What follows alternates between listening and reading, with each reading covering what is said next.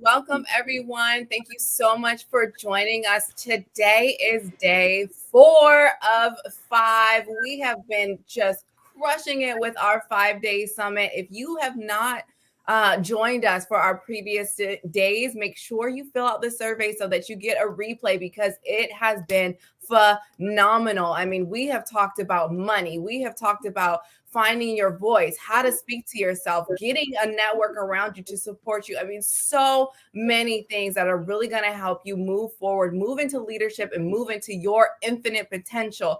This is The Ship, and I want to welcome you. My name is Malia Lim, and I am your captain for today. This panel is made up of 9 expert women who are going to help you tap into your infinite potential. And today we have Kristin and Stephani. Please go ahead and introduce your ladies so we know what brilliance we sit in front of. Do you want to go first, Stephani?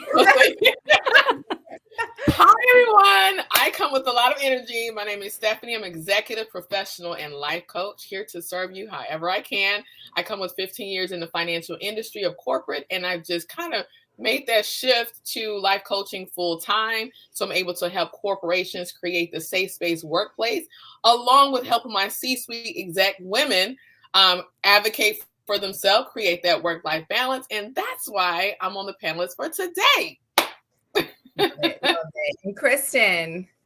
Hello, everyone. It's good to see you again. If you don't remember me, I was hanging out with Malia on day number 1 for the kickoff, and I am obsessed with storytelling. I help business owners grow their business using a consistent foundation so that when they have visibility, they can make the money, right? And so I help people understand how to communicate better. That's one of the things that I love about this panel, and that's one of the things we're going to talk about today is learning how to communicate better with yourself so that you can communicate well with others. Thanks so much for hosting, Malia. You're the best at this.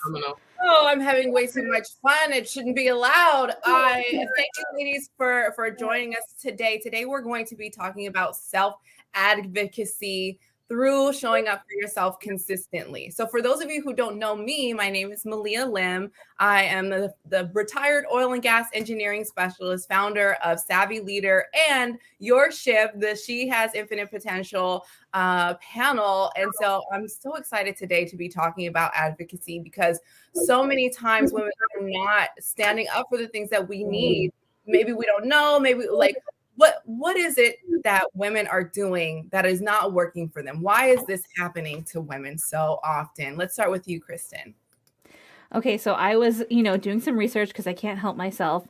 And I found out that a recent study done by Mallory Montgomery has disproven the happiness gap between men and women, which said that even though women tend to have fewer resources, that they are happier than men. And Mallory, which is what my response was too, was like looking at this and she's all, I don't feel like this is accurate. So she went back and she normalized the responses to get a better measurement of satisfaction and happiness. And as it turns out, and this is not going to be a surprise to anyone listening, women are much less satisfied and happy than men with those fewer resources. So for me, this study confirms something I've already known for years, because as a woman, unless I, like in the past Kristin, who I love, but who made a lot of mistakes, unless I was really pressed for honest answers, I would just lie all the time about being fine when I was not fine. I love that she went back and normalized it. It's so sad that we have to have all these studies just to prove how we're feeling and what we're going through to the world. It's kind of sad, but it's necessary, right? So that we can say definitively, this is the problem. So thank you, Kristin, for bringing up that study. And I'm so glad she went back and normalized it. So that's a lesson to you. If someone is like saying something and it's like, well, this is law and this is how it has to be, like, no, go back, check the facts and make sure, because we shouldn't just have to accept what the world gives us if we know that that is not the case. So she advocated in going back. And so I just love that example. Thank you, Kristin. So Stephani, what are women doing right now that is not working for them as far as trying to advocate for themselves? Okay, so let's think about this for a second. Women at our core, we're givers. We're givers. We're nurturers. We're all that. So imagine that nurturer mom, that nurturer coworker, that nurturer. We're naturally, and what can happen with that is a I call it a spirit of codependency. And so we really care about the well-being of others versus ourselves. We always put ourselves last. That's the first thing that we do wrong. But it's a combination of things. Like, we have to have that balance.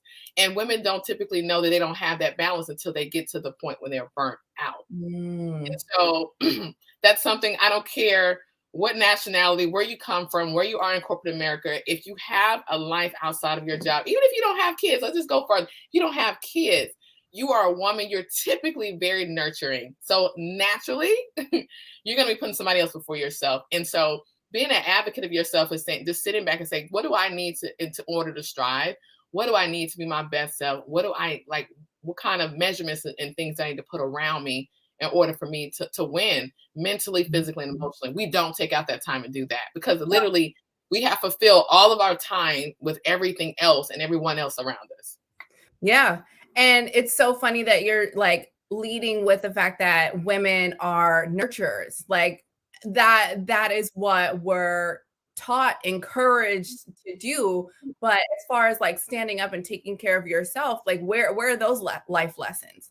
Where is the lesson that you need to be managing your stress, managing your emotions, managing your energy? And like you're saying, so one of the things that I teach is like standardizing how you interact with other people, right? So I was a specialist and I was the only one. So every technical decision had to go through me, and it would burn me out because it's just like it would come from all these different directions. And so I had to standardize how people interacted with me just so that I could manage my workload without going crazy. But this is not like something that they were like, oh, you should be doing. This is how you manage it. Like, this is something I decided to do for myself. But easily I could have just been up all night, every night, trying to keep up with it. And so how do we move the needle, right? Like, how, if we're noticing that we're burning out, we're noticing that we don't have the balance, we're noticing that, our coworkers are giving us all of our fires and they're not helping, or all of those things. How do we start to speak up for ourselves? How do we start to move the needle forward? One, as an executive life coach, I always say, you got to sit with yourself for a second and say, what isn't working? And be real with what's not working. I teach a 90-day divorce recovery group, right? That's just, if you look at transition, it's about transition. If you're trying to transition into creating that work-life balance for yourself, you got to be honest with yourself about what you're not getting and why you're not being fulfilled.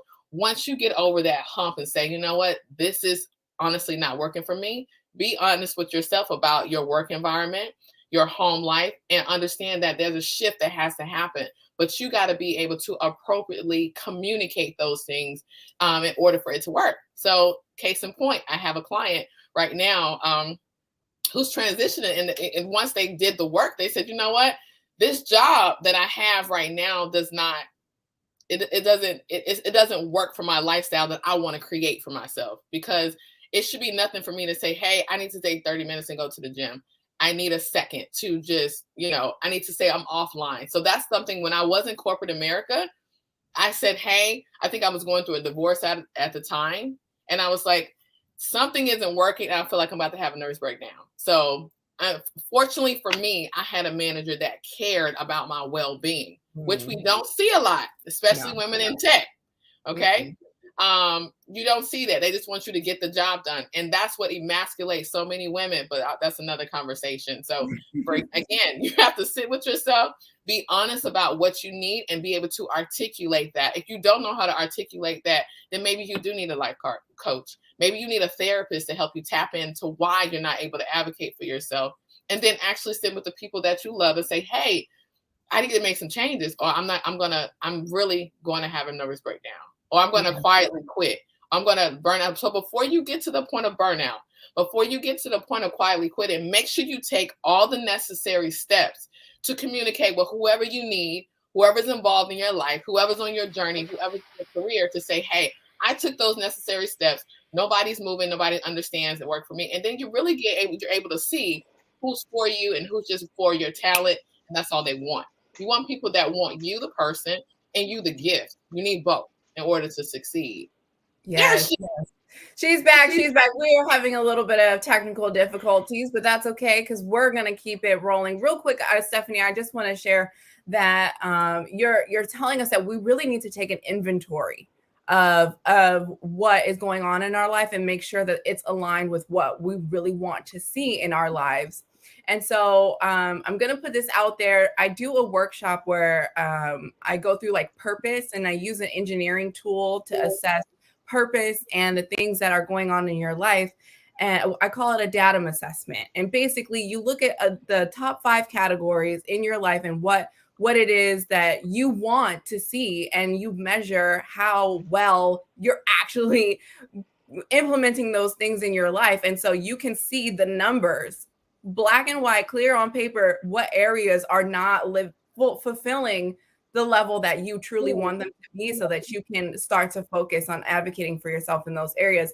I'm just putting that out there. We might do a workshop on that later, but Kristin, I'm so glad you're back. You told us before we joined that you might be having some technical difficulties today, and that's okay.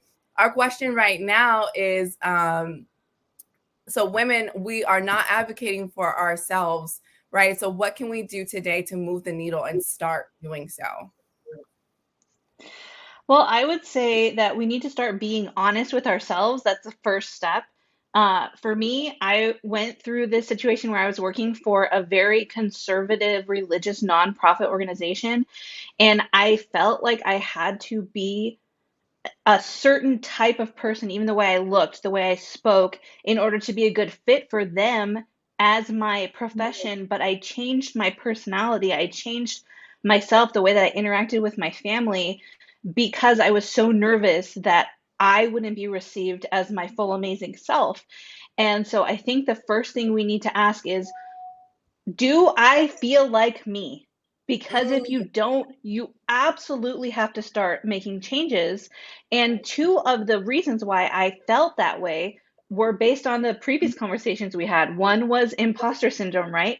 We were talking about how it comes from the outside, but I was telling myself every single day that I was an imposter, and I learned to believe myself. And that's why I couldn't stand up and say, this is who I am. I'm coming to you as my full, whole, amazing person who God made me.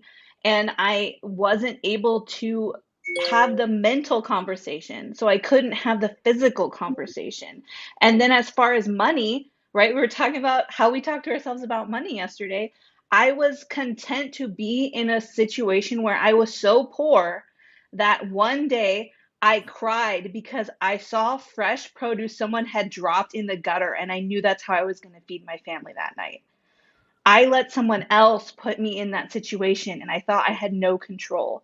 So I think we have to look at our lives and just say, what needs to change if I'm going to be the best version of myself and feel safe and not have all those scarcity mindset issues? Wow. Yeah. So I want everybody listening right now to ask yourself, do you feel like yourself? Do I feel like myself? And I want you to sit on that for the rest of the day, right? As you go through your meetings, as you go through the rest of your day, do you feel like yourself? Because I think it really starts with being honest with if you can't be honest with yourself, you're not going to be able to advocate and tell other people what it is that you need. Something else I want to add is that in order to move the needle, you really need to understand what resources are available to you. So I've had a chronic illness for like the last 15 years. And so going into corporate, I struggled. I was in the emergency room every other weekend. Like it was terrible. And I did not know what resources were available to me, medical leave and benefits and all of those things. And so I just was taking it all myself. And I was just trying to get better myself. And I didn't know. But when you know what resources are available, you are empowered to make the changes, right? And if those resources aren't available to you, then you know there's a gap and I need to fill it and I need to go find more support. So it's just something I want to share with you. And Kristin, you mentioned self-sabotaging. The way we that's like the theme for the week. The way we speak to ourselves matters. Every time you open your mouth, you are planting seeds in your subconscious mind. Okay. And if you are not telling yourself life and possibilities and potential, you are not going to go in that direction. So those self-sabotaging lies that we tell ourselves, we have to stop that. Right. And really get true to, are we being honest with ourselves? Are we fulfilling our potential and feeling our best?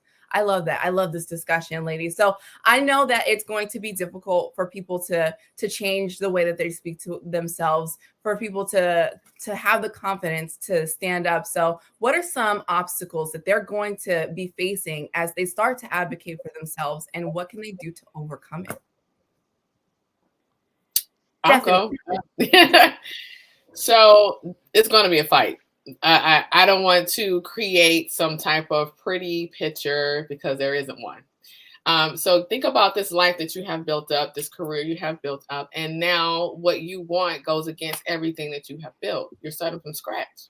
So it's going to be a fight, but you have to have this mindset. It's either them or me.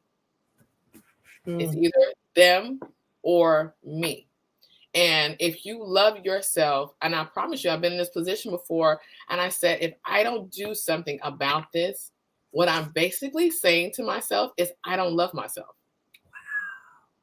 That is what I'm telling myself. If I don't make changes now, I'm willing to sacrifice my life, my health, everything that makes up me. I only have one body. I have one mind. If I don't make changes, what I'm basically saying is I'm willing to put myself on the line to another degree just for what? And I'm getting absolutely nothing out of it. So that's going to be a fight. But so I always advocate for life coaching or therapy because you cannot do it alone. And most people just don't know the words or how to properly articulate it, because doing it wrong could be a negative impact to those in front of you. And you don't want to project yourself that way. So I always advocate for life coaching. Get with somebody that's going to give you the words or just explain the period of time, the snapshot that you're in right now. So that when you're able to go forth and as you're able to move forward, you're just like, okay, I need to sit down with each person, be intentional about sitting down people individually. This is what's going on with my life. This is what's not going to work for me. And you ask the corporation, this is what's happening with me right now. And can you accommodate that? Mm-hmm. I have that, and I'm speaking from personal experiences. I'm not my best self right now. So either you want the professional that you have hired, and I will show up. Only way I'm able to show up if I know that you're going to show up for me during this time of my life. I don't know what that looks like, but if I don't feel like I have that advocacy, like I show up for you every day, as produce for you every day, as I give you 100% of my time, my services, this is the time of my life where I need you. If you can't accommodate that, then it's time for me to leave. And being okay with walking away. I don't care if it's a relationships, period. Relationships in all forms, business, personal, friendships, family. Again, it's you versus them. Somebody has to shift. Wow. Love yourself enough to choose you. That is so powerful, because we think that our love has to be shown as we give it to other people, but we never do it for us. And I just love that. Get help, get professional help. Like so many women do not know how to negotiate. There's books, there's courses, there's coaches. It is such an important skill to be able to negotiate. I mean, whew. Okay, Kristin. Okay, so I feel like Stephani covered the work environment really well. I want to talk about the at-home environment. All three of us are mothers, and we understand that there are people who will pull on you. And, even if you're married to, your spouse can add to that. So I want to acknowledge that as well. But I want you to understand that just because you're in a family doesn't mean that the members of your family look at you as an individual person. And it is your job to help them see that you are your own person apart from the family unit, especially kids, right? They don't get it. They're like, I go to school, mom sits and waits at home for me to come back. No, that's not how it works, right? So I want you to understand that it's important for you to teach boundaries to your kids, not only so that you can have a more manageable, healthier, better life, but because you need to model that behavior for your kids so they can also know how to advocate for themselves. So I have an exercise I actually want us all to do for today. So I want you to go find a picture of yourself, your past self, and I'm going to put mine up on the screen. So do you see that person with her boring glasses and her plain clothes and her naturally colored hair? That was me being subservient to everyone besides myself. And so I want you to go get a picture of your past self and ask, was she really happy or was she lying to herself? And then make an agreement with yourself that you're going to make the changes you need so that you feel like the version of yourself that you feel inside. And I just also want to add, stop buying clothes you don't like. I don't care if they're on sale. I don't care if everyone else says you should wear them. Save up and go buy one crazy top like this if that's what you like, with fluff and pattern and loud and amazing, right? Because that's my personality and now I get to show it. So stop doing things to yourself that don't make you feel amazing. When you put on your clothes in the morning, you should be able to look in the mirror and be like, this makes me feel like fire. Wow. There's so much of that. Oh, so women in tech, right, or male dominant spaces, right? You're almost. I remember I spoke at a work event, and I came into work dressed to the nines, right? But normally I'm like in the field, in the facility, so I just like wear whatever. But this was like the first time my coworkers ever saw me like hair out, makeup, heels, and they were just like, what is happening? And it was so interesting to see their reaction. But I'm like, this is the me.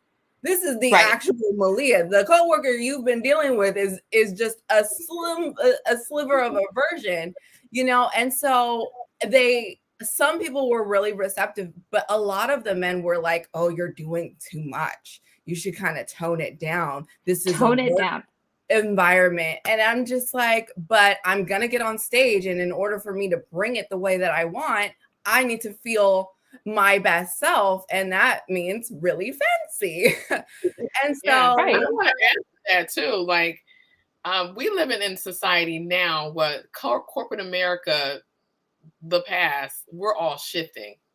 And you can either be a part of this shift or you're just going to get left behind, because now you're starting to see creatives come out of corporate, being their natural selves. But you're also seeing a lot of businesses that want to do business with those type of people being their authentic self. So since I've been an entrepreneur, I asked someone, I went to this huge conference and I was used to doing business overseas and connecting with people overseas and doing everything virtual. That I was like, you know what? I'm in Atlanta. I need to create some visibility for myself. And I was going to this major conference. I was getting a little nervous. And I was like, what's kind of the best advice you can give? She was like, just stand out. You know, people are going to be dressed in corporate colors anyway. So just find a way. She's like, you have a vibrant personality, stand out. So I was like, I came in there with this nice, vibrant orange sweater and a nice fedora. And the first thing they said is, where did you get that fedora? But I got the most business coming in there with this vibrant attitude, but I could speak and I can talk professional. I can play the role, I can look the part, and I can be whatever it is you need me to be, as long as I'm showing up as myself. So that's what it taught me. I'm done with, I know how to be professional. I know how to code switch, as we would call it. But as long as I'm still in the room as myself, that's all that matters. But it took me fighting for that person, years of fighting for that person, creating boundaries at home, creating boundaries at work. And if it didn't work for me, that means, okay, I'm no longer assigned here. And I'm going to go where I'm assigned. I'm going to go where I can help people. I'm going to go where I am accepted. And that's it. Like, I'm not going to force myself or pressure myself into doing and being something that, is not meant for me to do. Know when it's your time to go. I love it. And women in tech or any traditionally male field, you're already unique because there's not a lot of you. So stand out, stand in that, bring something else, because you're not going to be able to beat a man at being a man. So be the woman, be the unique presence in the room and own that. And that gives you power. It gives you authority. It gives you uniqueness. One thing also that I just want to say is like, nobody's coming for you. Right. Forbes wrote an article that said women do not go as far or as fast as men in corporate America. We're just not. And the fact of the matter is because nobody's coming for you. If that is what you desire, if something in your life is not there that you desire, you have to stand up and go get it. But part of that is not burning yourself out. It's teaching other people how to engage with you. So before we jump off, I know burnout is something that affects women significantly. So let's just do one tip. How can you teach other people boundaries? Like, what is an appropriate way to not be taken as, oh, who's this woman telling me that she can't, so like, how would you guys go? How would you ladies go about teaching somebody one of your personal boundaries? Surprise. I know you guys weren't ready for this. Go ahead, Kristin. Oh, I was going to let you go first because you are like the expert at this. And I want to see what you say. Okay, so for me, depending on the situation, the best way I can describe this is when a situation emerges and you're triggered, right? You're typically triggered, right? Whenever you're triggered, do not ignore it. You have to address it right then and say, hey, that's not going to work for me. Or instead of you responding with what you think you should say, let me get back with you. Once you sat with it for a minute, then you realize what you can and you can't do. Don't make any.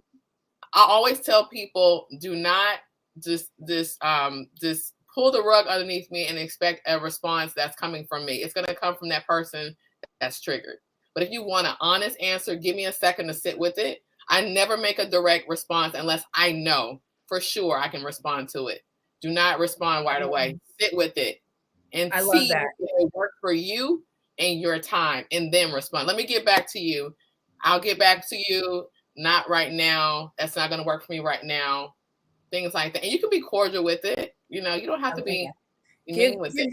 Give yourself the time and the space to realize what it is that you need out of the situation so that you could come back and advocate for yourself. I love that. I love that. Kristin, what do you think? What is a way that you can teach others your boundaries? So I wore my Cheshire Cat necklace this morning. I don't know if you can see it. It's a little tiny Cheshire Cat, but because I wanted to remind everyone to be curious. And like Stephanie's saying, take a step back. Ask yourself, why do I feel this way? And also ask yourself when people are upset about your boundaries, why are they upset? What does my boundary cost them? And it will take the focus off of you, because a lot of times you feel like, oh, the boundary that I put up made them upset, so I have made them upset. No, that's not the case. The boundary you put up has inconvenienced them somehow, and that is what has made them upset, not you personally. So be curious about the why, and that's going to take away that self-judgment so that you feel freer to have the boundaries that you need to succeed the way that you absolutely can. I love that. And narcissism is on an all-time high. Keep that in mind. Okay. Okay. One of the women I worked with and I helped her establish boundaries. She was telling me like, oh, people are upset. They're like, oh, she's not. They were complaining to her supervisor, like, oh, she's not available anymore. What's going on? And like, we really had to work through that. And it's because she was letting the expectation for so long slip. That they could just come to her whenever, however. And so when she started to change that is when, people were like, whoa, I can't just show up at your door whenever. No. And so like, you will have a transition period where people are like, oh, hey, what's going on? And sometimes it's not received well. But my advice for folks in the corporate space, like, emergencies happen at work and you have to acknowledge the urgency of it. Right. But in that time, that is where you coach people. So people would bring emergencies to me all the time. And I would say, okay, we're going to do this today. But in the future, this normally takes me 2 weeks. So I need you to get me involved and get me in the conversation ahead of time. And this is the information that I need so that I can turn it over to you in that time. So I may allow them to cross it for once because the business needs to move forward and the job needs to be done. But I use that as an opportunity to say, this is not normal. And this is not the way that we're going to be doing this moving forward. So that's my little tip. Ladies, I think this has been a fantastic conversation because we've been talking a lot about internally how we can do things. And now we're starting to project like we've got potential and we want to be able to advocate for ourselves. This has been a fantastic conversation. If you enjoyed this, please fill out our survey. If you didn't enjoy this, please fill out our survey. And if you didn't make any of the other days, you missed it, but you can still get a replay by filling out the surveys. I want to encourage you to do that. Thank you so much, Kristin and Stephani, for this amazing conversation. And really, I hope you're encouraged to be able to start to stand up for the life that you truly want, the boundaries that you truly need to be able to fulfill your infinite potential. Thank you for joining us today on our 4th of 5 days. And tomorrow, we're going to wrap it up. Kristin, I feel like you wanted to say something. No? I do. I just got a text from Anne that's wanted me to ask, where are you tuning in from? Please let us know as we peace out with our video, and we will see you. Well, I won't see you, but Malia will see you with 2 more amazing guests tomorrow. So drop your location in the chat. Thanks. And have a wonderful Thursday. We'll see you all tomorrow. Until then, ship it.